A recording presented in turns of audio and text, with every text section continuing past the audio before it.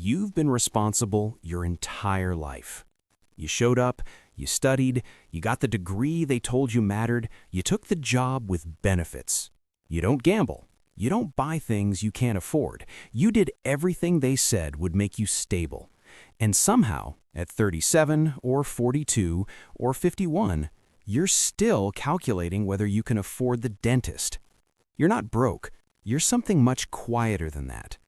You're trapped in a category that was designed to keep you exactly where you are. Middle class isn't an income level, it's a holding pattern. Let me show you what I mean. When you were 22 and starting out, you made decisions based on survival. Cheapest apartment, reliable car, rice and chicken. You didn't think about it, the math was simple. Then you climbed. Promotions, raises. 40,000 became 60. 60 became 85, and every time the number went up, you felt like you were getting somewhere. But here's what actually happened.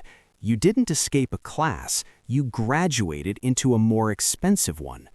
Because middle class doesn't mean comfortable, it means just stable enough to never risk instability. And that stability has a price list. At 40,000, you rented anywhere that was safe. At 85, you rent in the right school district. That's not lifestyle inflation, that's positional obligation. At 40,000, you drove anything that started. At 85, you lease something that doesn't embarrass you in the company lot. At 40,000, you bought the groceries on sale. At 85, you buy organic because your kid has a peanut allergy and you're not taking chances. These aren't splurges, they're the operating costs of being a middle-class person in a system that prices everything to your income level. And here's the trap. The more you make, the more non-negotiable your expenses become.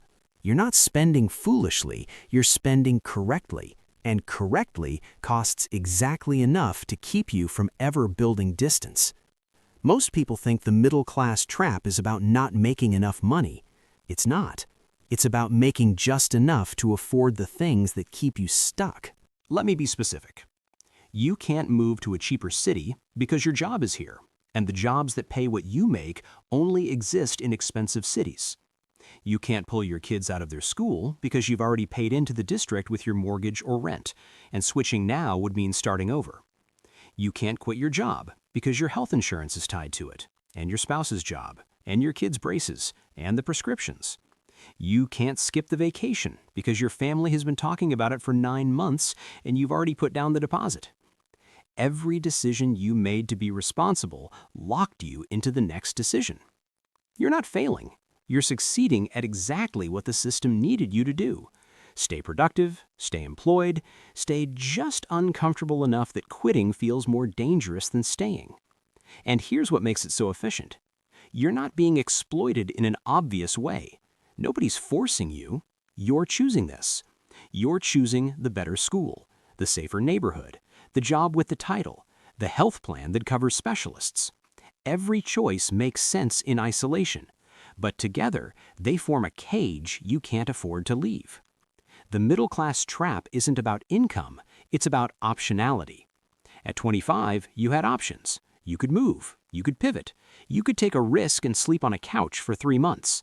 At 45, you can't. Because now you have a mortgage, a car payment, 2 kids and activities, a partner whose job is also locked to this zip code, aging parents who might need help. Your life isn't bad, it's just non-negotiable. And the distance between I make good money and I can't afford to change anything is where the trap lives. Most people spend decades trying to earn their way out. They think the next promotion will do it, the next raise, the bonus, the side hustle. And it never does. Because every time your income rises, the cost of being you rises with it. You're not on a ladder, you're on a treadmill that speeds up every time you do. The people who break out don't make more money. They make one decision that doesn't make sense to everyone around them. They quit the job with the title for the one with margin. They move to the place nobody considers impressive. They pull their kid out of the academy and put them in public school. They pick one piece of the performance and they stop performing it. Not because they're reckless, because they realize the trade. Security costs optionality. and optionality is the only thing that lets you leave. The middle-class trap isn't that you don't make enough, it's that you make just enough to afford a life you can't afford to change. And the gap between those two is where 30 years disappear. You're not bad with money, you're just playing a game where staying in place costs everything you earn.